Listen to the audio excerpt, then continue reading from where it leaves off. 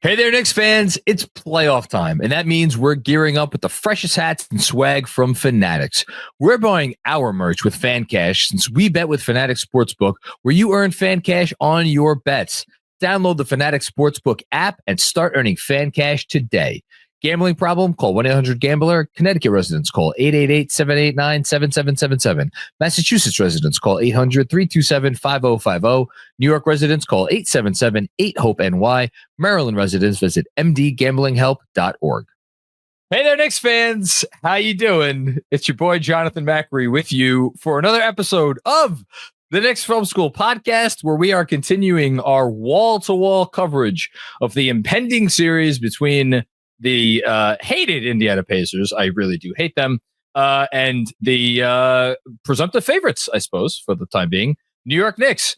Joining me today on the podcast, he is overcoming, or in the process of overcoming some illnesses, some lack of proper hygiene, and he finds the time. I don't know where he finds it. But he does. Fred Katz. Hi, Fred. How are you? Of The Athletic, I should say. And of Katz and Shoot fame, go subscribe on patreon.com. Thank God we're not doing this in person for your sake, John, because of that improper hygiene, apparently. Thank God. I mean, I don't even know where to go with that. I'm sure you don't smell that badly. Thanks, John. Thanks. So I'm going to make you feel better. Thanks. I'm going to make you feel better, Fred. I'm going to put a smile on your face. You ready? Yeah. So Fred, Andrew's just looking at us like a crazy. Is it that I'm crazy, or it's that we're both crazy? We're 90 seconds in. Okay. I'm going to get this already off the rails. I'm going to get this out of the way so we can do. I just want to hear this. Let's go. So we can do the Dean Wade draft and get down to business. Fred, you texted me yesterday, I think, saying having seen whatever the clip is that was going around on social media, saying how funny you thought it was, right? So I go into work today, my school. What was said clip, John, for people who might not know what you're referencing? Me basically talking about how long it had been since the Knicks were last here, and what did you say? How did you use? What did you use as a comparison point? I referenced how I was in my infancy as a man when they last made it to the conference finals, and now I have 2 children. I can no longer have any children because I'm unable to do so. Here we go! Here we go! We fucking did it, guys! We fucking did it! Conference finals! First time since 2000! We have waited 25 years for this fucking moment! It's here! That's a quarter century! I hadn't gotten laid the last time we did this! I was sick. I have 2 kids! I can't have any more kids because I had a fucking vasectomy! That's how long it's been! So I go into my school this morning and not even 9 o'clock, I'm walking to my first period class. It's like 8:58. And I hear a shout, "Yo, Mr. MACRI, you went viral." I'm like, oh, this is good. And so throughout the day, I have students I've taught, teach currently, have never taught, come up to be like, "Hey, I saw you on IG or whatever, on social media, on the internet." And then this all leads up to my last period class when one of my students, I will not say the student's name, handed me this picture that she drew of me with the word bubble that says, "That's a quarter century. I hadn't gotten laid since the last time we did this." And then the little note on the side, "No hate. The videos." What is this? The video was funny. P.S. Everyone underlined saw it. So Fred, that's for you. Shout out to the fine folks over at Playback who cut that video together. Cut being the greatest pun intended ever. and made sure that video made it to our socials. You can follow Knicks Film School on all socials, TikTok, Instagram, Twitter, you name it. And now John's got viral vesicles. And I was about to say, I'd like to thank, shout out the fine folks at the New York City Department of Education for keeping me gainfully employed for the last 10 years. And please do not change that for the next month and a half. There's never been any greater confirmation to me that you don't need to be a college teacher or college professor to have tenure, because there's just no scenario in which you could be keeping this job if you didn't have tenure. I will have you know that I've been rated an effective teacher 10 years running, my friend. An effective teacher. Yeah. You're what's the Tom Cruise movie, Oblivion? Are you an effective pairing? Yeah, that's me. I'm an effective teacher. You just call him a college professor? No, I said you don't have to be. Oh, you don't. I think what you meant is like you don't have to have a college degree to be a teacher, because I'm a teacher. No, what I meant is the only way that you would be unfireable is if you had tenure. So that's the only way I can put it in my I do brain. have tenure, so yeah, you know. Oh well, there you go. There you go. Okay. There you go. It comes through. Hey, at least you don't smell so bad. You can smell me through a StreamYard. Speaking of unfireable, I just want to clear something up. Oh, geez. Because we tell a lot of jokes on this podcast. I don't have a hygiene problem. You're just trying to publicly embarrass me. I do not have a hygiene problem. You've hit me too hard. There's no such thing as that. And if there was, you would not be the person who gets to tell me that I hit you too hard. There have never been truer words spoken ever. Okay. Ever. All right. So we're going to start the show in 3, 2, 1, go. All right. Speaking of unfireable, Tom Thibodeau is coaching a Eastern Conference Finals. And I want to start very, very briefly here, and then we're going to get to the draft, because I don't know if it got aggregated or anything, but like one of the recent pods you were on here, you made it very clear that like if the Knicks didn't get out of the first round, that I'm using your words, like there would be changes. You never said on this podcast, or as far as I know, any podcast or in your writing, that like Tibbs would be fired if they didn't get out of the first round, but I may have tried to put two and two together. Let me just ask you this, because I've gotten this question from a lot of people before we get into the actual series. Do you think Tibbs's job is now safe moving forward? I think it's really, well, let's run through the logic of it. Sure. If you're not going to bring Tibbs back, it's probably for one of, say, 4 reasons. Okay. It's either number one, you didn't accomplish the goals that you set out at the beginning of the season in a really obvious way. Like, for example, if you lost in the first round and it was very clearly a step backwards, and you could look at it as like, we need somebody else to take the step forward. But that's now off the table because they just made the conference finals for the first time in 25 years. But that's not the only reason that you would make a change. You could make a change because Tibbs, his reputation says he grates on players after years, and things aren't going great in the locker room. And while I don't have the closest locker room I've ever been around, it's not because of Tibbs. And everybody's playing their best basketball when it matters the most. It's not exactly like this team has quit on Tibbs. Jalen Brunson doesn't want Tibbs going anywhere. Liam Rose has been really tight with Tibbs for a really long time. The other reason that you would want Tibbs out based on his history is sometimes he doesn't really get along with front offices, but I think there's pretty good organizational synergy there right now, and he and Liam Rose tend to be in the same place.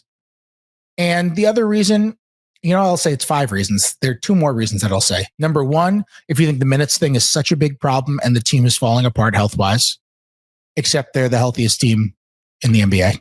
Shout out to their training staff who won an award that I did not know existed before today, but we're named like the best training staff in the league. Yeah, by the other training staffs. By the other training staffs, thank you. Yeah, it's not like a media thing. It's the other training staffs who vote on it. And they're the healthiest team in the league.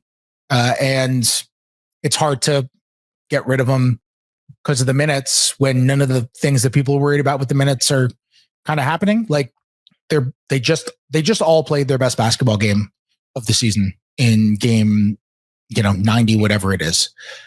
So that's not really going. And then the other one is Tibbs is too inflexible. He's not adjusting. And he just totally revamped the defense and played a style they never played ever against Boston. And I asked questions leading up to that, like, did you guys have this in your back pocket the whole time? I asked Tibbs basically that question during the post-game presser after they won Game 6. And I asked some of the players in the locker room, it's like, did you have this in your back pocket the whole time? And the players told me, like, if we did, we weren't told about it. That's good. But like, Tibbs wouldn't tell the players that. It's something I've wondered and I'd really like to find out the answer to. I know it's my job to find out the answers, but sometimes it takes a while to find out answers. And so I'm just kind of updating the world as I go along. I'd really love to find out the answer that, like, if Tibbs, like, for example, like, they kind of dabbled with a little bit of switching during that last regular season game against Boston.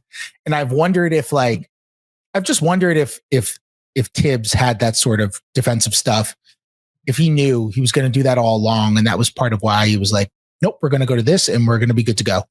And it's a thing that I've really wondered about. And anyway, all that is to say that you go down the checklist, and if I'm forgetting something, tell me. But I think those are probably the 5 things that would be on the Tibbs checklist. And you can't really argue any of them. I don't really see how that could happen. And the reason why, when I was on the podcast earlier and I said, like, there will be changes if they lose in the first round, and the reason why I wasn't specific about it is because I didn't know if that would mean Tibbs is definitely out. I knew it would mean either Tibbs is out, like there's some sort of significant change, at least one, maybe multiple, to the core of this group. Mm-hmm. And that could mean core players, it could mean coaching staff, it could mean both. But I knew there was no way, and I knew this is not me inferring things, like I knew this, that they could lose to Detroit and they just go merrily along and use the MLE on somebody good this summer, and that would be it. And that would be the only significant difference next season. Now I think they're in a different place, and I think they're in a different place with Mikal Bridges because of the way that he's defended during this playoffs. I think they're in a different place with Mitchell Robinson because of the levels that he's hit.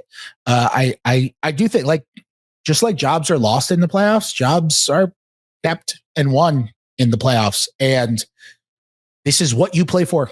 This is what matters. And you just made another really positive step. I don't see it happening. That being said, if they just lose 4 straight games to Indiana by 30 points, that's, you know, I don't know what James Dolan's going to do, but it's not exactly like there was some sort of, there's not a loud minority that wants Tibbs out, you know, like, it's like, you don't do that now. Yeah.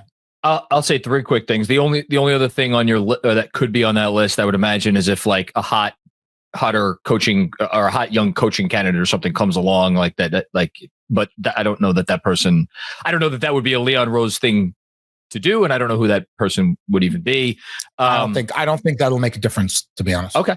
I don't think that'll make a difference at all. And also, like, I don't think there are any hot coaching candidates becoming available. If they became available, they wouldn't be that hot.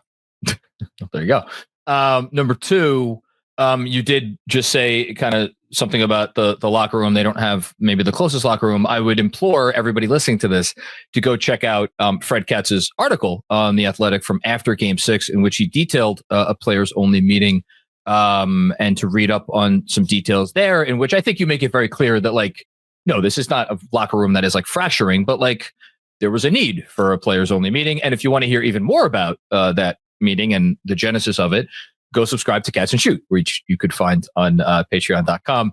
And then the last thing I will say, if ever there was a series that, I don't know how I should phrase this, would lend itself to like the coach getting a get out of jail free card.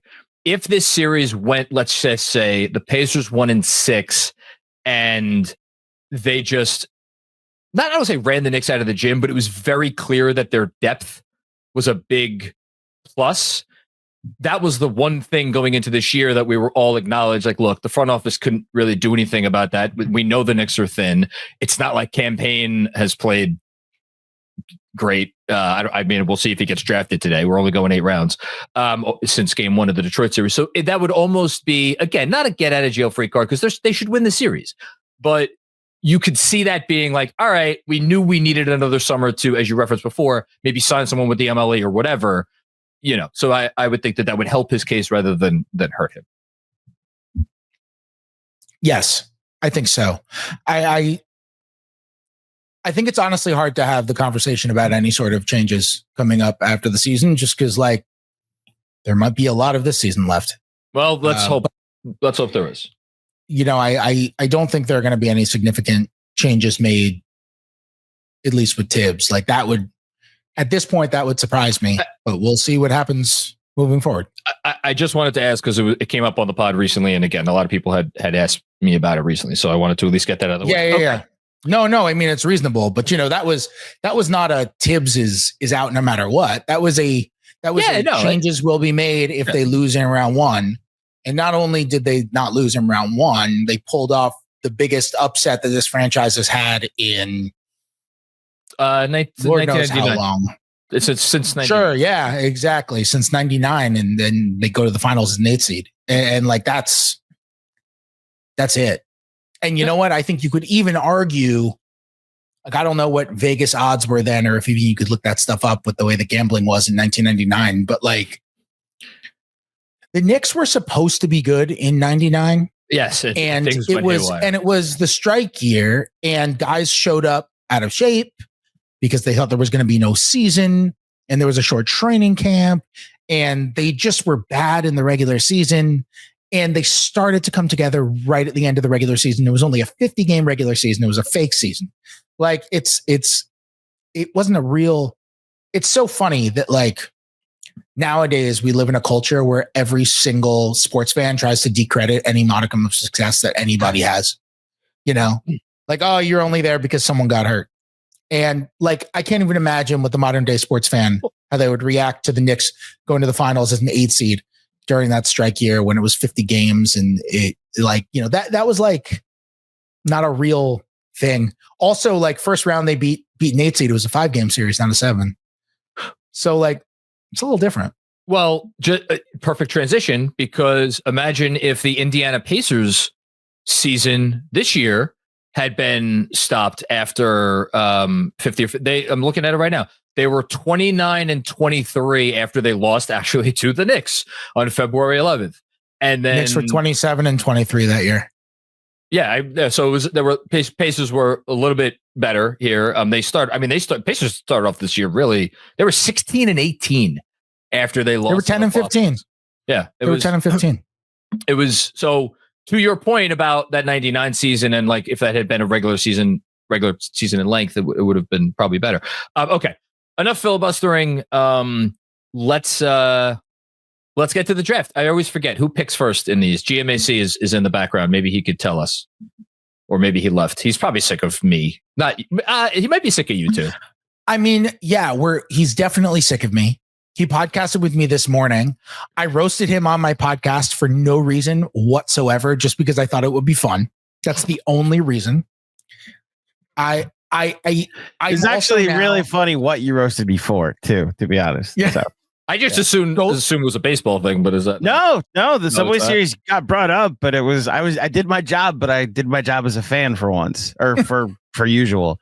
Like okay. I did it too well, apparently. John, we'll tease it. We'll tease it. Go subscribe to Patreon at patreon.com/catsandshoot. You can go listen to me make fun of Andrew in the pod. And now, meanwhile, I've come on your beautiful podcast to do a draft of most important players. And we're 18 minutes into the podcast. We're asking for the draft order. So I think Andrew is sick of us both. Let's do this the way we've done literally every draft ever. We're going to do I actually have no idea how we're doing. High card draw. Okay. Where I'm going to, that was a shuffle for those listening at home. I'm going to draw 2 cards. That sounds ASMR. Absolutely. John, age before beauty. Sure. Cool. Okay. Your card is a 5 of hearts. 5 of hearts. There you go. What Tibbs would love to start every game. 5 of Josh Hart's. That's a good line. That's great. That's good. That's good. Fred, your card is a 10 of clubs. Nice job. Okay. Fred, you get the first pick. Quick break to tell you about our friends from Cornbread. Yes. If life has been getting you a little crazy lately, like, oh, I don't know, maybe your favorite basketball team is having a more successful playoff run than they have in a quarter century, you know what helps me unwind? It is Cornbread Hemp's CBD gummies. I love Cornbread Hemp CBD gummies because it's a natural way to help me not only relieve aches and discomfort, but help me with a lot of other things like stress, discomfort, a little extra relaxation, and sleeplessness. My days are jam-packed here at Knicks Film School. My mind is constantly on overdrive, thinking about this team, thinking about all the ways to cover this team. And so when it comes down to the end of my day and I need to get a good night's rest, Cornbread Hemp CBD gummies have absolutely become a part of my wellness routine. They use only the best part of the hemp plant, the flower, which is the purest and most potent CBD. And everything is third-party lab tested and USDA organic, so you know it's safe and you know it's pure. So right now, Knicks Film School listeners can save 30% on their first order. Just head to cornbreadhemp.com/KFS and use code KFS at checkout. Again, that is cornbreadhemp.com/KFS and use code KFS at checkout. Shout out to Cornbread. All right. Well, with the first pick, and I do want to remind people in the spirit of Dean Wade that we are taking the most important players, not the best players. I feel justified in my Kristaps Porzingis high pick when we did this before the Boston series, because the fact that he struggled so much and it allowed the Knicks to play pick and roll defense the way that they did, purely because he was a nothing burger, swung the series. He was incredibly important.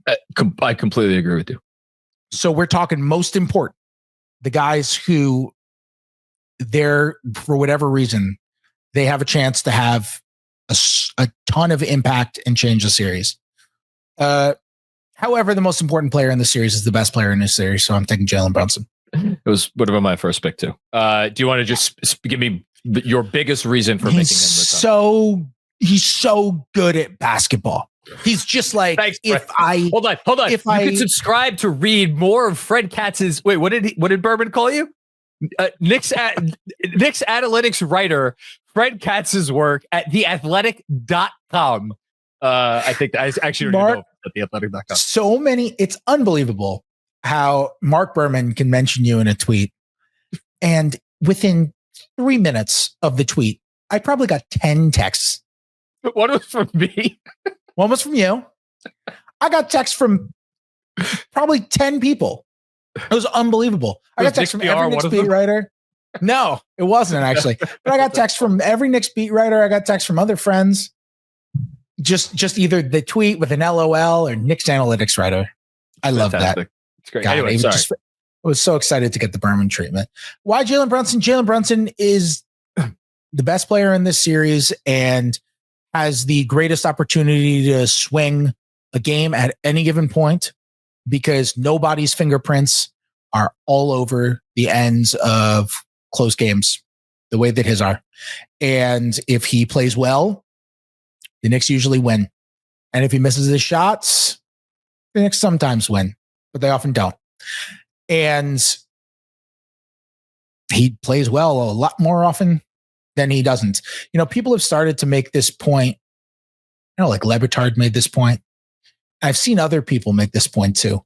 And I'd never thought about this perspective before, but it's very true.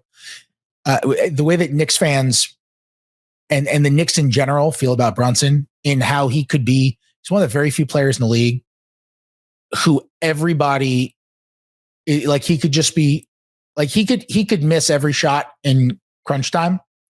And people are just like, whatever, it's fine. Yeah. We'll get him next time. He'll be good. He he's just going to make him every time anyway. And I feel like he's starting to get that sort of sociopath reputation. Not saying he's a sociopath. He's not that. because personality type, he's a more laid back guy than Kobe and Jordan and Westbrook, who I covered and was like that. He's more laid back human being, but he's not a more laid back competitor than those guys. And You're putting him in that class? As a competitor. He's a different personality. He's a different personality type, but yeah, I mean, yeah, he's an unbelievable competitor. He's lofty freaking praise. Yeah, he's an unbelievable competitor. He is I mean, there are different ways where competitiveness comes out, but all he cares about is winning. Like you can massage that contract all you want and be like, well, he could hit free agency a little bit earlier now and he can make back the money that he gave up by signing the extension.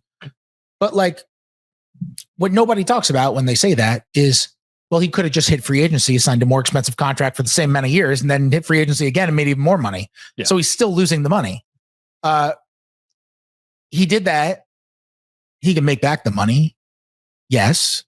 But he did that to keep the Knicks competitive because he understood the ramifications of going into the second apron because he just cares about winning. Yeah. And no, it's pretty rare. It's a great call. And it's a great pick. It's pretty rare, and that's not why I'm picking him though. I'm just picking he's the best player on this team. No, he's the best player on the series, and he can swing the series. He would have come out and just be the best player on the floor every single game, and the Knicks could win. He would have been my first pick for that exact reason. And to your point about the clutch part of it, like people just kind of take it for granted now. Like people were saying, "Oh, Jalen Brunson in the clutch after game one." He missed his last 5 shots that he took for the field in game one. And yet after game one, people were like, oh, Jalen Brunson's so clutch because they remembered the threes over Horford. One of the reasons I'm hopeful for this series is Jalen Brunson was not that good in the clutch against Boston. He was shot 38% from the field in clutch situations. You know, he made, I think, 2 of 6 threes. Obviously, they were big threes, but okay. Boy, I could go in... I could legitimately go in 5 different directions here, including one player that would be, man. Do that one. I swear, I do. It's a podcast. You know me, Fred. Just do it. It's a podcast. No, I don't do shit for takes, right? I don't do stuff for takes. Sometimes you announce your vasectomy on a podcast. I don't make basketball points for take purposes. No, you barely make basketball points at all. With the script, I hate you so much. You're the worst person I know. All right, with the giant blinking caveat that this is not a best players in the series draft, and also to be very clear. The reason I'm not taking Tyrese Halliburton or to a lesser extent Pascal Siakam here is because I am so confident that Tyrese Halliburton is going to be awesome in this series, with one small caveat that I'll get to whenever one of us drafts him. Again, to be very clear, I can't believe I'm going to do this. I'm going to take Mitchell Robinson. I'm going to take Mitchell Robinson because we just saw a series in which Mitchell Robinson was arguably the most important player for the Knicks. Now, I say arguably because Jalen Brunson does exist, and I don't care how many clutch shots he missed or what his ultimate numbers are.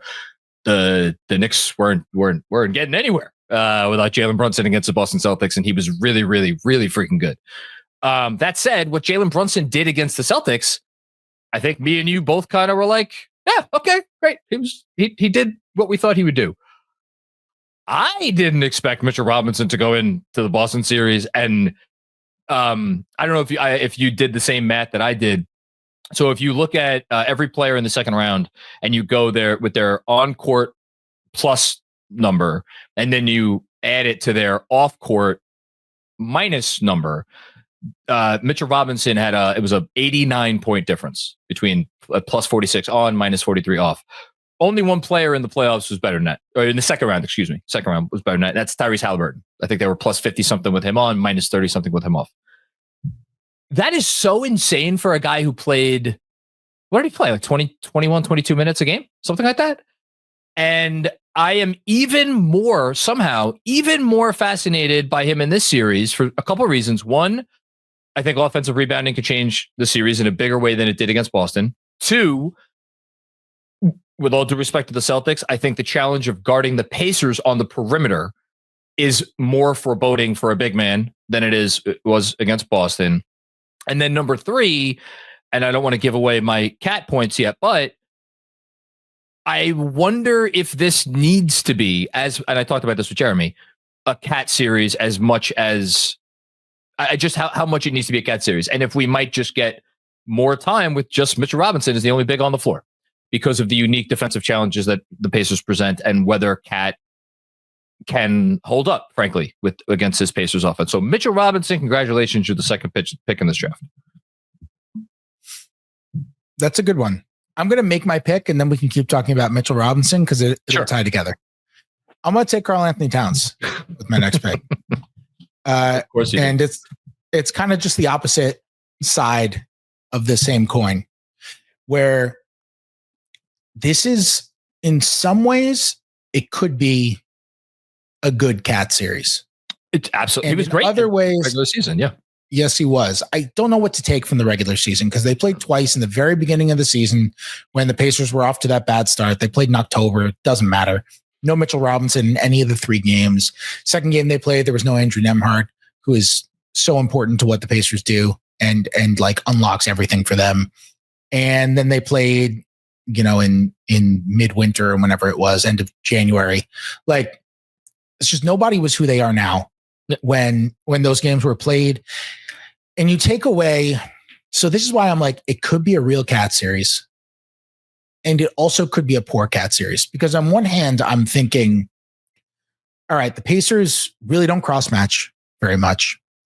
And they never did it against Cat during the regular season, but they also played the Knicks early in the year and then one more time. But in the season, they were guarding Cat with, in those first 2 games, Miles Turner, and in that last game, Thomas Bryant, when Turner missed the game.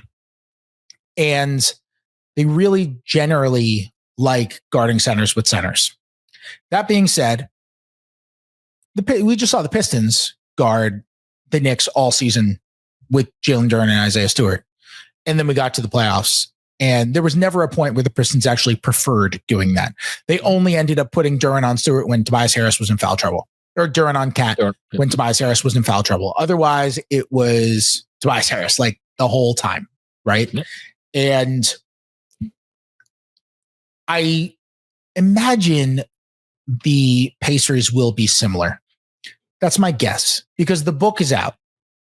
You got to put your wings on Cat. Now, I don't know who it's going to be. I don't know if it's going to be Nesmith. I don't know if it's going to be Siakam. And maybe it will be Turner from the start. If it's Turner, then Cat's going to have an opportunity to get into more pick and pops. And he might be able to get his 3-ball back, which was severely missing really all playoffs, because when he has wings on him or smalls on him, he doesn't shoot them. If it's Nesmith, if it's Siakam, I think he can post Siakam up. Really? And if it's, yes, I do. And I think he can do this. I think he can, if he can get deep positioning on Nesmith, I think he can post him up too. Yeah. Now the question is Cat actually going to prioritize the deep post positioning? The reason why I'm like, is it a Cat series? Is because this team plays so fast. And I swear, if Cat drives to the basket, whether he makes or misses the layup, every time Cat drives to the basket, the Pacers are pushing back 5-on-4 because Cat's going to be laying on the ground. Pacers are going 5-on-4, and they're going to get a wide open look every time. I don't know if it's going to go in. I know they're going to get one. Yep. It's going to happen every time. Cat's got to get back on defense. He's going to have to play in a ridiculously fast pace all the time. This Pacers defense is good, by the way. People talk about them like, oh, they're just an offensive driven team. They are not. They've actually, during this run they've been on since December 8th, their defense is higher ranked than their offense. Yeah. Their defense is 7th since December 8th or whatever it is. I've said that 900 different podcasts now, but they're really good defensively, and they play really fast. And Kat's going to have to keep up with that in every way. Kat struggles against pick and pop fives. Well, Miles Turner's a really good pick and pop five. Yep. And he'll keep shooting them if you leave him open. Like, he'll take 10 threes in the game. It's not like Horford, where it's like he's got a slow release and he doesn't want to take more than a few. Like, Miles Turner will just keep putting him up if you leave him. And so that brings you back to, like, does this have to be a Mitchell Robinson thing if Kat struggles with that? I don't know the answer because I don't know exactly how it's going to go. And I could see Kat's series going in either direction. And that's why I take him as high as I do, because I think he will have a tremendous impact in this series.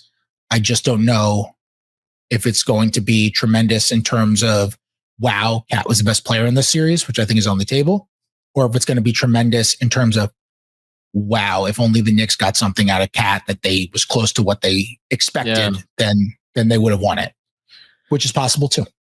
It's kind of wild that we're sitting here talking about the Knicks in the Eastern Conference Finals, and I would say that in 12 postseason games, we have gotten between 2 and 3 really good to excellent Kat games. And probably 6 bad Kat. I'm 5, 6, 7. I don't know what that is. It's a bigger number than the first number. And yeah, we'll see what happens in this round. Okay. I mean, his pick and roll defense has not been good at all. His defense after switching has been solid. That's the one thing he's been solid at. Yeah, the defense after switching. But after he nails the switch. Guarding, right. Yes. But he often doesn't nail the switch. Exactly. He often is somewhere else and it messes up the defense. And when the Knicks defense looks chaotic, the trick is you go and just lock in on, just only watch Kat and see how he's guarding a pick and roll compared to how people on the front end are guarding it. And if somebody on the front end looks like they're supposed to switch and Kat isn't doing it, it's because he is supposed to switch and he's just kind of lagging back. And it's a thing that happens. And when the Knicks had their worst moments against Boston, game 3 against Boston, game 5 against Boston, that sort of miscommunication, that sort of being in the wrong place thing, the transition defense, that was not only Kat. Certainly not in game 5. It wasn't only Kat. But he falls victim to that. I mean, he's definitely one of the culprits. Well, and you wrote about it in great detail, showing exactly why there are simply possessions where he is not doing the thing that he is supposed to be doing. And so that's a scary thought. Okay. We've gotten 3 Knicks taken so He also far. could just go for 30 every game. Yeah, he could. He's a really talented offensive basketball player. It would be, and I really hope he goes for 30 every game. That would be great. I'm going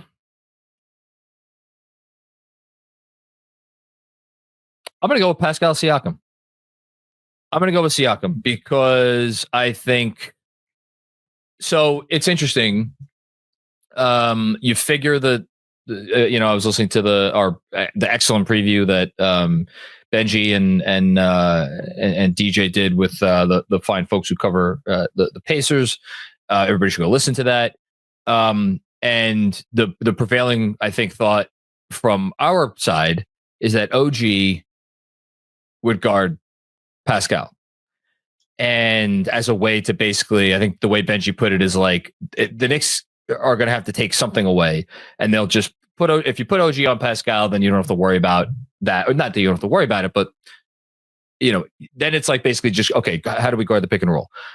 I wonder, like, if you put OG on Pascal Siakam, does that necessarily mean that Pascal Siakam's not going to hurt the Knicks? Pascal Siakam is really, really, really freaking good. And just because you stick OG on him also doesn't mean that like, it means that that's who OG's guarding the whole possession, because it's just the Pacers. and he's able to do so much. And among the Pacers starting five, certainly, I think Pascal is the one who you don't want to leave any of those guys open, but like we've seen the Knicks allow Pascal to shoot. I think that's an interesting thing. And then the big thing for me is on defense, because I think we're going to get a lot of possessions in this series where Pascal Siakam ends up matched up on Jalen Brunson. And I think we're going to get a lot of possessions in this series where Pascal Siakam ends up guarding Karl-Anthony Towns. So I think if Pascal Siakam goes out there and has a great series, I would imagine that is the biggest reason why, if the Pacers win it, that's why they win it. Yeah, I think you got to put OG on Siakam. And I agree with everything you said about him. He's actually become a very underrated player. He's so good. He is absolutely. People talk about their point guards and how good they are in space because of their point guards. But Siakam is an absolute monster in transition. He's just unbelievable transition player. He is an unbelievable cutter. His short mid-range game is fantastic. He is a really good defender. They are like 12 points per 100 possessions better when he's on the court this year. Him and Nesmith and Nembhard, it's like when those guys play, that team is just insanely good. Siakam is so good. Of the top 4 most efficient high volume pick and roll duos this year in the regular season, I think 3 of them were Pacers combinations. Yeah. And Siakam and Halliburton is one of the top 4. I forget the exact order, but one of them is Siakam and Halliburton, which is not surprising. They have great chemistry together and they're really good. The other one is Nembhard and Siakam. You put Siakam as the screen setter there, you're in a good spot. And that's part of why I actually kind of think that Anunoby's got to guard him. I mean, from the individual defense standpoint, I think you have to have Anunoby on him too. Josh Hart doesn't do a good job on Siakam. Well, Siakam just ends up taking the post and shooting over him. If I could say one last thing I forgot to say before, I don't know that this would be something the Knicks would pivot to, but if we do get the Knicks pivoting at some point to, okay, OG, you have to take Halliburton, well then what does Siakam do with that? Because you're right, it's probably going to be Josh Hart. Yeah, and I do think they probably start with Bridges on Halliburton and OG on Siakam, which is kind of what they were doing more in the regular season. We've seen OG man the point of attack so much more in the playoffs than he did in the regular season, which I think is part of why Bridges has looked as good as he has. He's, I think, a little bit more in his comfort zone right now, but I don't see another way to configure it. The other part of it too, it's like the Pacers are just loaded with these insanely dangerous pick and roll combinations, as I just detailed. And I think the best way to try to neutralize Halliburton, if you can do it in pick and rolls, is actually switching on him. And the Knicks might have to use some of that take some of that, not switch as often as they did in the Boston series, but they might have to deploy some of the concepts that they did in Boston and bring them into this Indiana series, just from a switching on pick and rolls perspective on Halliburton especially. And if you've got OG on the back end of those pick and rolls, you're going to feel really good about switching like OG and Bridges. That's fine. Like they're automatic switching partners. And if you've got Hart guarding Nembhard, then like you could do a similar thing with Hart and Nembhard, or with like a Nembhard and Siakam if they're running the pick and roll. And I think that's something that could work. The other one is Halliburton and Turner, by the way, which is they're just lethal together. And that kind of brings us back to the whole Knicks going up against stretch 5. Like, are you going to see Mitchell Robinson on another him at all? Because another thing on your JB being the top pick, if the Knicks, how comfortable the Knicks are switching Brunson onto Halliburton, I mean, that could determine, are they going to bring Brunson's man up as the screen? I'm sure they're going to bring Brunson's man up as a screener. What do the Knicks do in those scenarios? So something to look for as well. Yeah. It's your pick. I mean, I got to take Tyrese Halliburton. He's awesome. Yeah. He's just a fabulous player. What amazes me about Halliburton is he is a unique type of ball control point guard, because most ball control point guards, most guys who just never turn it over, are of the Jalen Brunson ilk. They play at a slower pace.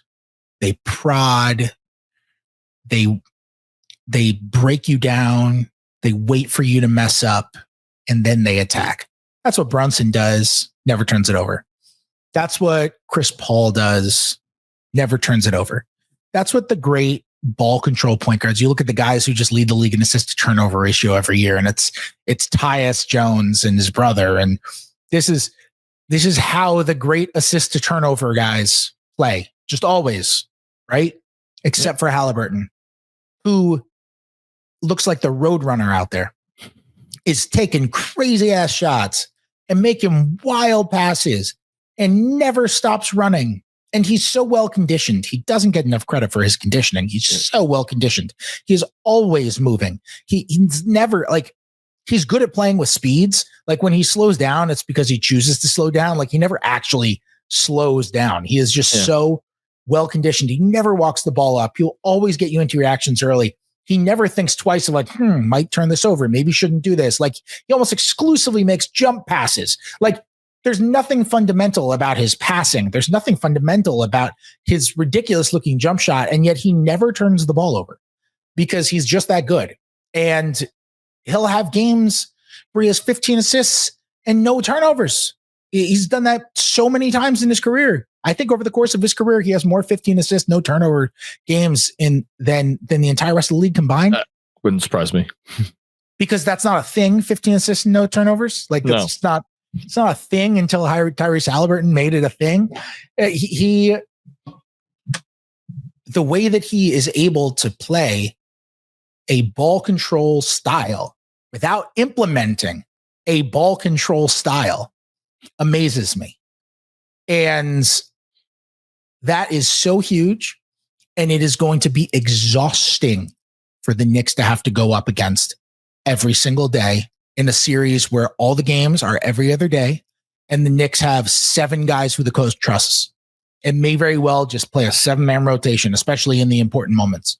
Yep. And once you get deeper into the series, that is exhausting. And he is the number one reason for that. The only thing I was going to add with Halliburton is he's only 15 of 50 on pull-up threes in the playoffs. I would imagine the Knicks will, I mean, again, if Brunson ever gets switched onto him, I imagine they'll challenge him to make pull-ups. If Cat gets switched onto him, same thing. But I'm curious how he shoots in the series. I'll go with Turner, Miles Turner, with my third pick. The Pacers, as I know you know, do not allow 3-pointers. That's how their defense is structured. They were 6th in the NBA this year, or 5th in the NBA in 5th lowest frequency of threes allowed. The Knicks actually were 6th lowest. And I think part of the reason they do that is they feel comfortable with if you're driving on us, we have Miles back there. Now, is Miles Turner going to be around the rim? Well, it depends on if he's guarding Cat or if, as we both suspect that he will eventually do, he's guarding Josh Hart. And, how does that look? And we saw in the last series, Luke Cornett, the Knicks briefly made him look like Hakeem Olajuwon out there with how they were just running into him and he was swatting everything away. And it wasn't just Cornett. Like Celtics centers in general had success making the Knicks shoot pretty poorly in and around the restricted area. And I think, again, given how the Pacers defend, Turner's going to have a real opportunity to impact the series on defense, to say nothing of like, if he's guarding Cat, how does that look? And then on offense, again, you just said it. He's part of their pick and roll stuff and pick and pop, and he's going to take threes. He's going to make the threes. I don't think the Knicks will willingly switch Brunson onto Miles Turner if that's what the switch calls for. If they do, just Turner, how easily can he punish that? Like, there's so many things with Miles Turner that I'm fascinated by in the series. Yeah, I mean, he's not going to punish that in your conventional I'm a 7-footer with a 6-footer on me kind of way. What he's going to do is he's just going to be undeterred and shoot over Brunson. Yeah, and he's good at that. But he's very good at that. Miles Turner is good.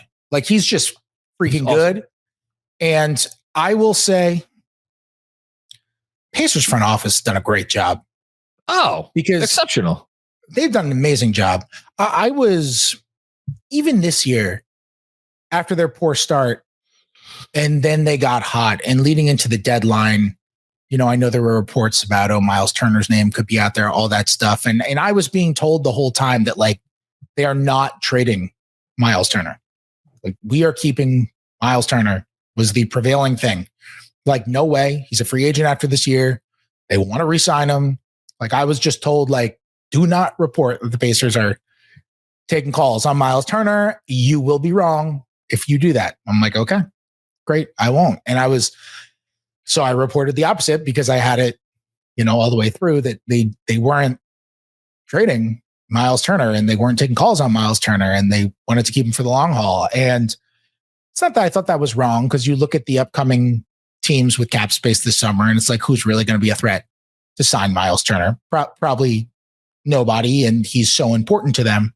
But I also wasn't sure leading into the trade deadline if the Pacers were on a 2-month hot streak or if this was who they were. And the Pacers were sure. They were no, the reason that we are holding this thing together is because we actually think we're really good.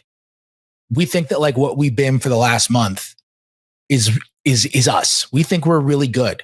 And we're very confident in that. And we think we have a chance to make another run through the East. And so we're going to keep everybody together. And I was told that if they have to pay the tax next year, they'll pay the tax next year. Now that would be pretty unprecedented because they haven't paid the tax since I forget which year. It's 2007 or something like that. Well, if they're going to keep Turner, they're going to have to pay the tax. Yes.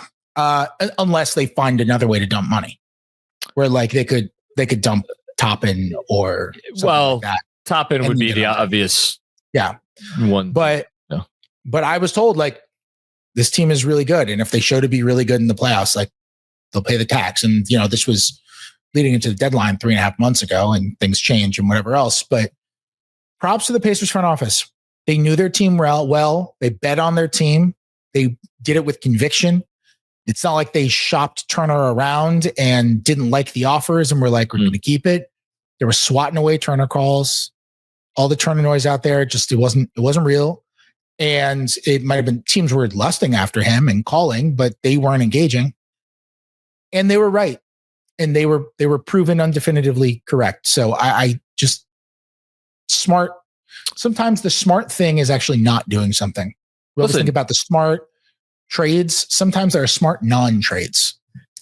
They have made 2 of the best trades in modern NBA history in the Halliburton trade. And I understand there's still some sentiment of both sides won on that. And that's fine if that's your opinion. I here's what I know. I know that trade was a home run for Indiana, and the Siakam trade was what more? What more could you want there? How about the Paul George trade? Well, I was good. I didn't want to. We're running long, but that was crazy because they made that trade, and everybody was like, "That's all you got for Paul George," and then it very quickly became, "Oh, you got all this for Paul George," and then you just had this terrible, awful injury luck with Victor Oladipo that was not through any fault of theirs. If anything, they played that contract situation. They could have jumped the gun and paid Oladipo when it was kind of iffy there, and they didn't. And good job by them not doing that. It was just it's a great job all the way back for them. So yeah, they're the kings of making a trade that doesn't seem as good as it is at the time, and then it becoming actually really good. Even the Malcolm Brogdon trade, when they traded away Malcolm Brogdon to Boston, and Brogdon ends up winning 6th man of the year. It's they got Nesmith. And Nesmith wasn't really a thing in that trade, but they identified Aaron Nesmith, and they got Nesmith, and that dude is a legit starter on a 2 years in a row conference finalist. Yeah, no, it's really good, two-way player. Yeah. It's every corner three.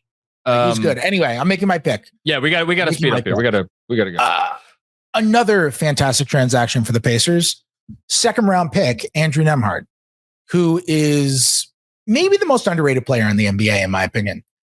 And the reason why I say he's so important is because, number one, he's kind of to the Pacers what, I don't know, what's the Knicks equivalent? What's the equivalent of just like when that guy is on the court, good stuff always happens?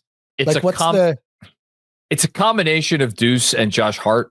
And it's not Josh Hart because there's a lot of Knicks fans, I think, that like. Also, it's not reflected in the numbers with Josh Hart. Whereas like with Nembhard, it's like when Nembhard plays, Pacers are really good. Period. He's a better version of Deuce, really. Yeah, he is.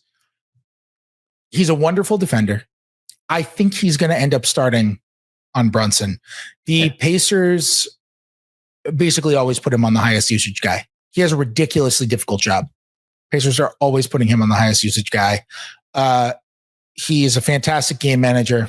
Another guy who never turns it over. Pass first point guard. And the guy can't miss a shot in the postseason. And that is going to be so important. John, his season high for 3-point makes in a game during the regular season was 2. And he's already hit 3 in 5 playoff games.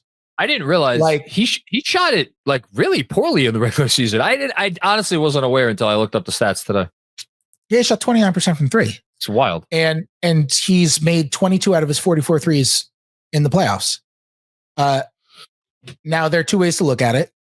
Either he's due and that's going to fall off hard, or he's on fire and he could just stay on fire for another couple of weeks. Why not? He's a really good player.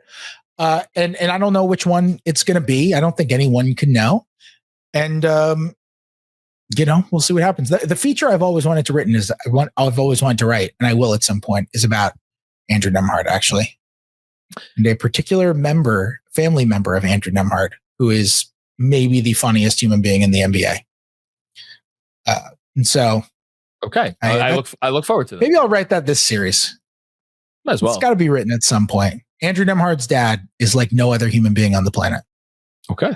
I think you should write that. Because you're a national writer. You're not an XP writer. The first time I met Andrew Nembhard's dad, I was in the Aria lobby at Summer League, and he was walking by, and he was with Andrew Nembhard's agent, Todd Ramasar.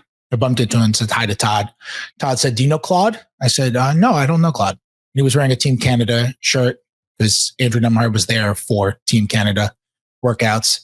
And I said, "Oh, are you with Team Canada?" And he said, No, I'm Andrew Nembhard's cousin. And I was like, "Oh, okay, cool." He says, "Yeah, I mostly just," I was like, "Do you do stuff with the team?" He says, No, I mostly just follow him around. And, like I really hit the jackpot with like, an NBA player being my cousin. So I kind of just go around. I tend to try to live with him. Wherever he is, I go with him. And like, I do his grocery shopping. But for the most part, I just like make him pay me a good amount of money. Like it's family. So it's pretty easy. And I just live off him. And he had this whole bit. He went into it for 10 minutes and he was totally serious. And he was like, and then eventually after 10 minutes, he finally fessed up and was like, "I'm his dad, you idiot. I'm not his cousin. Nothing I said was true." And I was like, this is the most incredible way I've ever met another human being in my life. I was like, that is amazing. He sounds like a lovely guy. So I've been fascinated by Claude Nembhard ever since that interaction. To your point about Nembhard, well, Neesmith is the guy who really can't miss in the playoffs. He's has a 65.2 effective field goal percentage. Then Thomas Bryant, but that's in 10 minutes a game.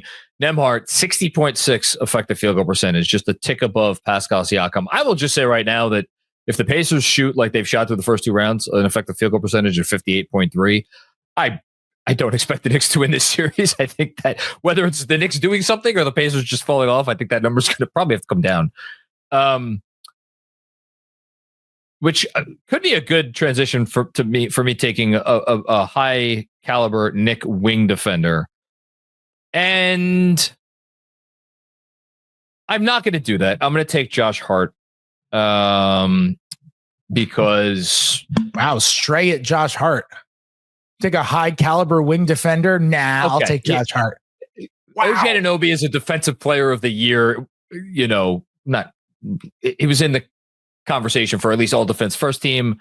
Mikal Bridges, they traded 5 first-round picks to get him, in large part because of his defense. Josh Hart is the third guy. I hate you. I hate Fred Katz. I should get a shirt that says I hate Fred Katz and wear it around Cobble Hill. Josh Hart, I mean, you've written and spoken about this. When it's not, he can be an affirmative,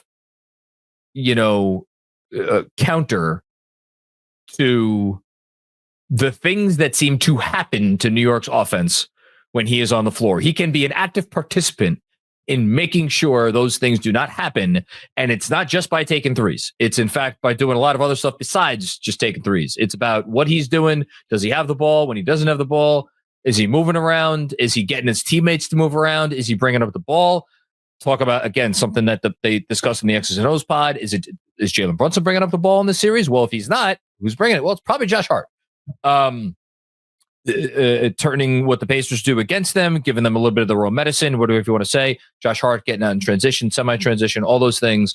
If we turn around and we say, man, Josh Hart was awesome in this series, I got to say, maybe more than any other player on the Knicks roster, that would give me the most confidence that the Knicks had won the series, which maybe is a silly statement to say, but I'm going to say it anyway. So I actually think very highly of Josh Hart.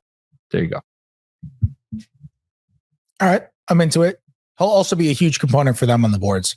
The Pacers' biggest weakness is the glass. And people talk about the offensive boards as a thing that they're just really low, and they were 29th in offensive rebound rate during the regular season. But defensively, it's not like they're a great defensive rebounding team either. No. Cleveland killed them on the defensive glass. And yeah, go ahead.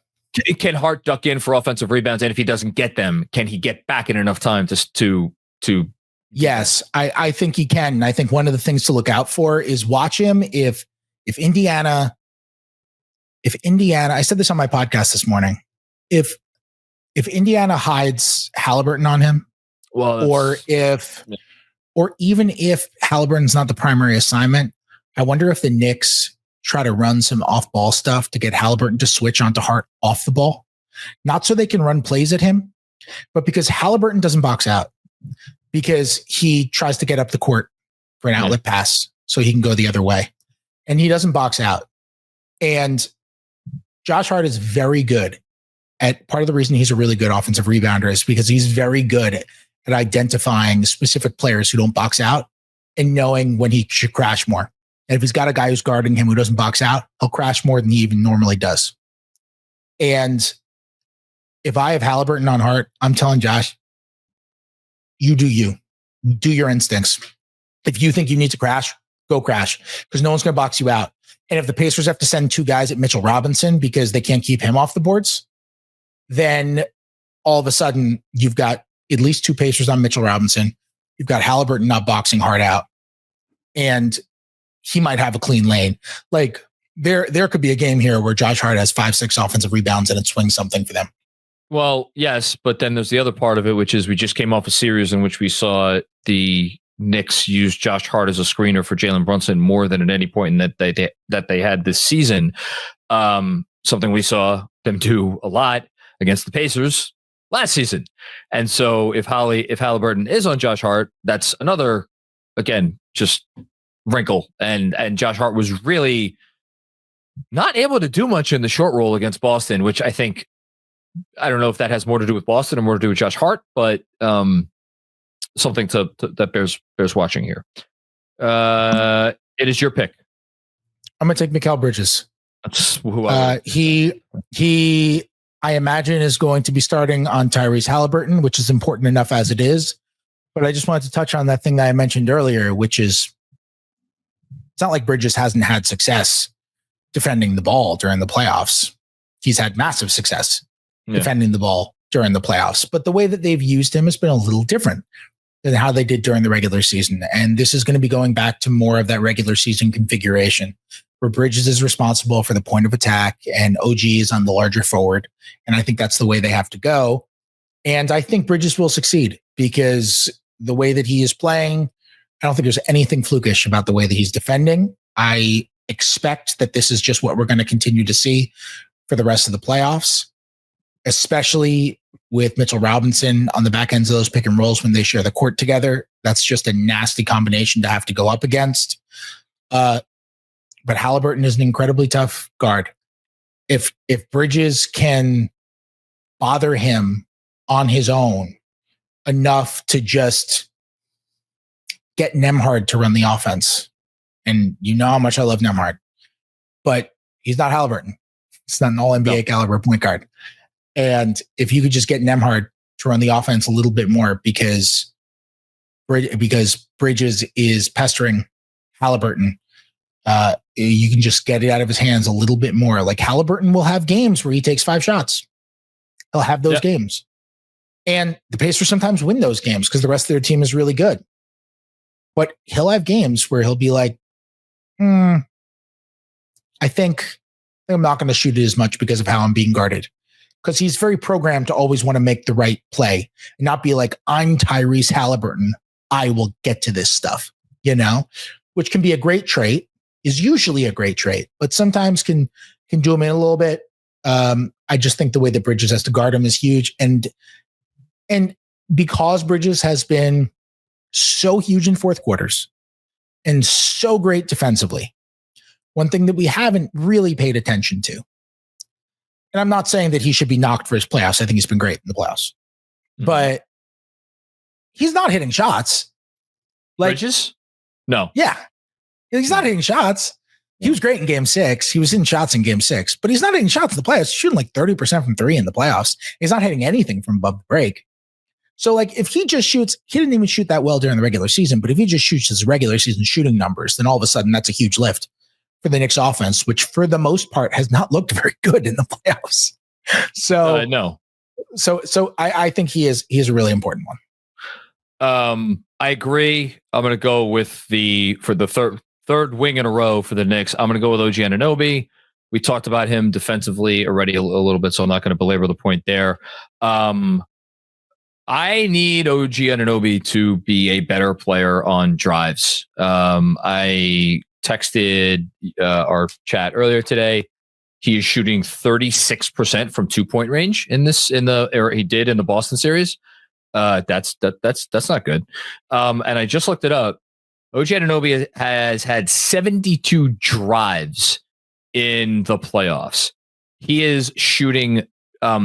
He has taken 36 shots on those drives. He has made 41.7% from the field on those drives, which is, just for comparison's sake, Brunson with like a ton more drives, 53.7%, Bridges 53.1%, even Towns 47.1%. So OG 41.7%. And then here's the real number for me: 3 assists on 72 drives for OG Anunoby. Now his pass percentage is not atrocious. It's 27.8 pass percentage on drives, but like what's a drive? What's on a drive? I need also what's a pass? Like when he drives all the way to the rim and then throws a frantic pass out after, Nash dribbling. It's not the same thing as kicking to an open 3-point shooter. Like OG's willingness to fire away from deep has been massive for them, and they need that. And that's probably the best thing he could do for their offense. But again, they are playing a team that seems to want to do everything in its power to take away your 3-point shots. And so if OG has to put the ball on the floor and make something happen inside the arc, can he be effective at that? I'm going to go Aaron Nesmith. Did a great job on Jalen Brunson in the playoffs last year. They started with Nembhard on Brunson.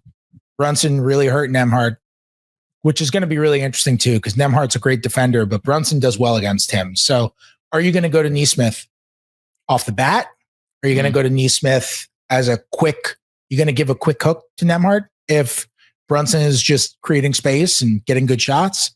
Because I think Nembhard stylistically is kind of similar to like a Derek. He's more of a Derek White than a Drew Holiday if we're comparing to the previous series in terms of just his style. Like Drew Holiday is the stockier, stronger, bigger in the chest defender, whereas Derek White is the more quick twitch defender who is just going to bother the heck out of you. And I think Nembhard is more of that ilk.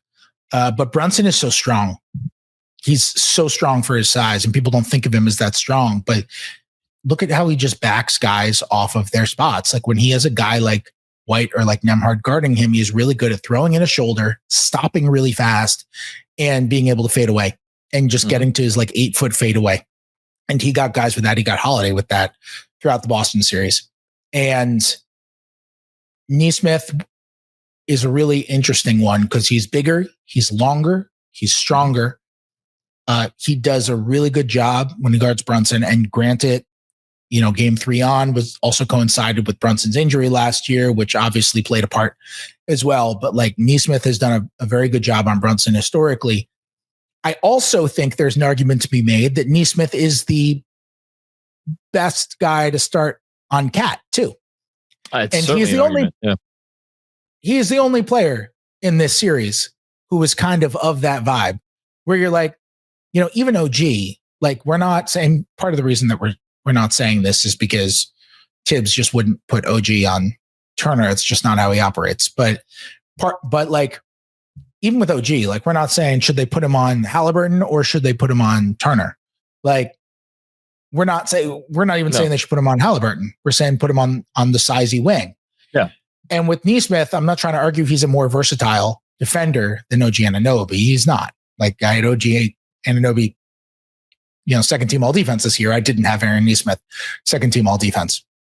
But because of his role in that defense and because of the fact that he's disproportionately better on the ball than off the ball, that it kind of makes you want to put him into those actions. Nembhard is really, really good off the ball. So if you want to put Nembhard on like Bridges, and you want to put Nesmith on Brunson, like that, Nembhard's really good as a helper, getting into driving lanes, especially, and just like making sure nobody goes by to get to the rim. And still being able to close out on shooters. Pacers are, like you said that I said, Pacers are good at taking away threes, and he's a big part of that when he's off the ball. And I think Nembhard is just kind of the better guy, overall defensively. But there are a number of ways they could use Nesmith in this series. And you mentioned his ridiculously high shooting numbers right now, but they're not that ridiculously high. He just always shoots ridiculously high. Yeah, he's like a 45, 48% shooter from the corners. Like the guy just absolutely drains corner threes. If you leave him open in the corner, you're screwed. He's going to hit those shots. Like he's just a very, very good 3-and-D player. Speaking of ridiculously high shooting numbers, I will go with Deuce McBride. Among players who I think appeared in every game in their respective conference semifinals. The only player, you want to guess actually the one player who had a higher effective field goal percentage than Deuce? You just saw a in the conference semis? In the conference semis across the 8 teams that were in the conference semis. It's not that hard if you think about it. You tell me. Luke Cornett. Oh, duh. Yeah. Duh. But Deuce, really good from the field. He, getting out of his shooting slump, which he had been in since he came back from injury. And it's like, we for all the reasons that we talked about with Josh Hart, I think Josh Hart's going to be out there a lot in this series, and he probably should be. But, to go back to something that Benji said, not on this preview, but like a recent time we spoke, like at some point the Knicks are probably going to need to lean into the 5-out look. We saw them do it for like, it was literally like a 2.5 minute stretch in game 6, and they scored every time. And it looked good. And I just wonder if this Pacers series is going to at some point turn into like, man, who's going to score more points? This is going to be an offensive, a couple, maybe some offensive series, some offensive games. And Deuce, I think, helps you with that. And, he's somebody you could throw on Halliburton. I don't know how much they would go to that, but it's an option. Yeah, I think that's good. I'll take the other side of the coin. I will take eternal pest TJ McConnell, Josh Hart's favorite. There you go. I'll take TJ McConnell. Sorry. He is so annoying. Oh my God, is he annoying? Yes, and I mean that in the kindest. Very good. I mean in the kindest way possible. Like that is the most complimentary thing I could say about a bench player. TJ McConnell has an opportunity to just decide that he's just not going to lose the bench minutes. And if the Knicks get killed in the bench minutes, then they could be in trouble because the Pacers starters are really good. And as we've outlined, the Knicks starters are at best inconsistent. The lineup data on them is quite unflattering over the last 5 months. And other than the first half of game 4 against Boston and all of game 6 against Boston, it has not been great in the playoffs with the starting 5. I wonder how the Knicks are going to try to fix that, whether that's with adjustments to how they rotate in game or stylistic adjustments, schematic adjustments, whatever else. But the Pacers starters are really good. And if TJ McConnell comes in and he's just working you with just like emphatic jump shots from 6 feet away from the hoop, then you're in trouble. He's also a really good defender. Mm-hmm. And if he's manning the point of attack really well, like TJ McConnell he can swing a game. He's so annoying. Like he is not, he takes the closest jump shots I've ever seen in my life. He looks like, when like a 4-year-old is trying to shoot on a 10-foot hoop and just the whole body goes into it. And they're like right under the hoop and their whole body goes into it. That's his jump shooting form from floater range. Like he'll just take it from 6 feet. He'll take a jump shot with his whole body. I don't think he's ever missed it. He makes it every time. He's a unique player. There are no other TJ McConnells, and no, he's very good. He's very good. He's very good, and he's very unique. Good passer too. He's a good passer. Like he's another guy who's like they always have a smart guy running their offense. Halliburton, so smart. Nembhard, so smart. McConnell, so smart. They just have good decision makers up and down their team. TJ McConnell has a 41.5 assist percentage, which means in the playoffs, which means he has assisted on 41.5% of his team's field goals when he's in the game. That's a really high number. It's higher than Halliburton. I'm going to go with Ben Mathurin. Ben Mathurin hurt the Knicks in the regular season. I think he's something of a wild card, the sort of guy that could come off the bench and kind of swing a game. He certainly doesn't lack for confidence. You could go at him on defense a little bit. I'd just be curious, what they get from him going into an important summer. I'm pretty sure he's contract eligible, right? He's a 3rd-year player. Mm-hmm. Yeah. Okay. So I'll go with Ben. I guess I'll go Obi Toppin. Sure. Why not? It's the best one, right? I'll go Obi Toppin. Knicks transition defense is inconsistent again. And if they, we mentioned all the point guards who are so good in transition. We mentioned Siakam who's so good in transition. I don't think I need to tell Knicks fans that Obi Toppin is so good in transition. And he will flock down the court. If his defender falls asleep, which sometimes the Knicks do, he will back cut him. He is always moving. He's a really good off-ball player. He has no hesitation to put up any shot whenever he touches the basketball. He's become a nice rotation piece, and I think he's the best. He's the best guy remaining because, like, the Knicks are only going to play 7 guys who they like actually want to play. They're going to have to try somebody else because you can't just go 7 games of 7 guys against a team with 1 day off. Because for my last pick, I have to transition here. I'm taking freaking Campaign. I'm taking Campaign over a guy in Ben Shepherd and potentially even Thomas Bryant, but definitely Ben Shepherd. Ben Shepherd might average 15 minutes a game in this series. There's a possibility Campaign doesn't play 15 total minutes in this series. Like that's a non-zero chance that happens. And you know what? Similar to your Kristaps Porzingis pick, not to that degree, but in the last draft we did, I think if Campaign can't give the Knicks anything in this series, I think that could be a massive swing in the Pacers' direction because to your point, as of now, it looks like the Knicks are only going to really trust 7 guys, like in terms of guys who they want to play. Might Campaign come in game 1 and change that? And if he does, that could be such a massive swing and totally unexpected. So that's why I'm going to make him my last pick. How close were you to taking Precious Achiuwa instead of Campaign? Do we have fucking ESP at this point? I think we might have ESP. I thought about it. Maybe. And Maybe I thought you smelled it off of me. I thought about it because of our Cat conversation earlier, and how if Cat's just a guy in this series that, like, again, I don't expect this, but let's say he's a player that, like, Tibbs just does not feel comfortable trusting him on defense, and he becomes a 25-minute a game player. Like, I don't know, maybe they dust off Precious like he played in the last series. So I thought about it. Yeah, I had a friend text me today asking me how crazy it is to play Precious because they need to play an eighth guy, and it's not crazy. I mean, I just think it's switchable.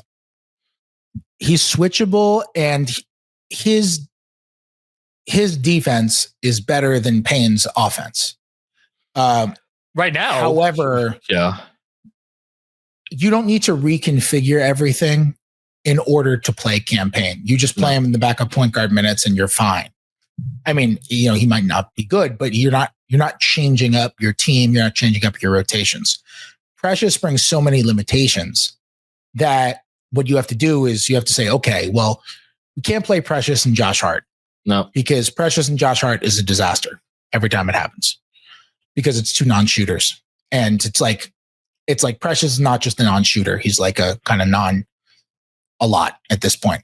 And so not a lot is so mean. That was one of the funniest things you've ever said on this podcast. And you've said a lot of funny shit on this podcast over the years. Oh, I was not intended to be funny. That was mean. I don't like being mean. I didn't mean to be mean. That was rude. He struggles offensively, and he is struggling right now. As much as I rejoice every time a Precious 3-pointer goes up, like someone is just injecting me with the greatest drug in mankind that can do no harm. All it does is lift up societies. That's all a Precious 3 does. That's all I want. I want a society built on Precious 3s. Misses or makes, don't care. As much as I loved it when Precious Achiuwa came in Game 6 with a minute to go in the second quarter and waited all of 3 seconds to chuck up a 3. As much as I loved it. Fred, I think it lifts up societies in the way that in the Avengers Age of Ultron, what was that city? Sokovia, when it was literally lifted out of the ground and then dropped down and many people died. I think that's how his 3s lift up societies. Maybe. They lift up my society. I'll tell you that's all that matters.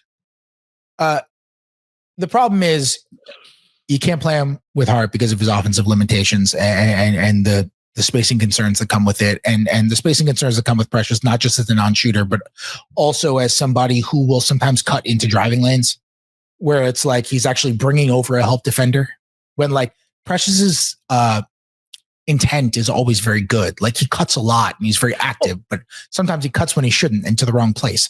And you can't play him with Mitchell Robinson because that's a disaster. They played like 38 possessions together, non-garbage time, all regular season. And there was a reason for that. And it wasn't just because Mitch only played in 17 games. Like, they can't play together. And so but you're also you're going to have to play Hart and Mitchell Robinson together sometimes, but you're also trying not to play them together too much. Like, whenever Mitch isn't on the floor is a good time to have Hart on the floor and vice versa. And so now you're adding the Precious factor to all of that. So you're like already going to have either Mitch or Hart on the floor for all 48 minutes. So that's why I think there's one lineup. Easier one. It's Brunson, Deuce, Bridges, Anunoby, and Precious. That's the lineup. Like, you're trying to steal 2-3 minutes. Yeah. Or Precious at the 4 and Cat at the 5. But I mean, yes, sure. But, like, again, part of the reason for me that Precious Achiuwa would be playing minutes in the series is partially because you can't trust Cat at the 5. So it's like it defeats the purpose a little bit. Yeah, I don't know. I would bank on Campaign before Precious, but I don't think that thought is crazy. Okay, we've gone 20 plus minutes over our allotted time. Anything else you want to say before we get the hell out of here? Yeah, I have about 30 minutes of thoughts on some stuff. I wanted to get off my chest. Are you gonna make a pick on Wolves? Well, you're compromised for reasons that we're not going to get into. Are you gonna make a pick on Wolves Thunder? I'm compromised. I'm not saying anything else. Am I going to make a pick? Yeah, I'll go Thunder I'll just say Thunder. Okay. I haven't even thought about a pick yet, so I don't want to say games, but I'll just say Thunder. That's fun. But I'm excited for that series. Minnesota's playing fantastic basketball. I'm excited that series is starting tomorrow and the Knicks are starting on Wednesday because I'm milking every fucking minute I could get until there's more Knicks basketball. Okay. Last thoughts, not 30 minutes, like 30 seconds. Oh, I have nothing. Okay. I don't actually have anything. Subscribe to Katz and Shoot, patreon.com/Katz and Shoot. Subscribe to The Athletic. You can read my stuff there. I'll have a story out on Wednesday morning. Knicks story on Wednesday morning. I'm basically just a Knicks beat writer again. So, no. I am a Knicks analytics writer. I'm a Knicks analytics writer. I have been promoted from senior NBA writer to Knicks analytics writer. It doesn't and you even know what? If there is one thing that I would call the guy who wrote the Mitchell Robinson riding the D train story, that was a Knicks analytics writer story. I don't even know where to go with that. All right, let's write. I mean, I use analytics a lot. I do use analytics a lot. You didn't use it with that story. You do use analytics a lot, but we have to get out of here. I'm not. You looked up one stat that any idiot can look up. It's not hard to find. I mined a gem, my friend. It really was a gem. It was a gem. You know who's a gem? You're a gem, Fred Katz. Everybody go subscribe to Katz and Shoot on patreon.com. If you're not already subscribed to The Athletic, go subscribe to The Athletic. Fred's the best. Thank you. You're in all seriousness. I appreciate you taking one for the team today and doing this. Taking one for the team. You make it sound like talking to you is just a disaster. But you make it sound like it's just like taking one for the team. It's not a disaster. So I just punched in the face. You're the one taking one for the team. You can see like the little stench evaporating out of my armpits. Who's the there wasn't like a Peanuts character that smelled. No, the blanket smelled, didn't it? The one of the guy that the little kid. I don't remember Peanuts at all. I don't remember Peanuts either. I don't know why that went. Was there a smelly like Simpsons character? No, I can't think of one. Yeah, but I have the thoughts in like an animated world of like the, what do you call it? Not waves. Yeah, the odor waves. Yeah, odor waves, but they're not waves. They're just, and then like the little flies too. You got to have some flies there. The Renee Odor waves. Got it. You don't know who that is. It's a baseball player. I know. He played for the Rangers. Yes, he did. See? Wow. Yeah. Look at you. I have went to a fight with Jose Batista.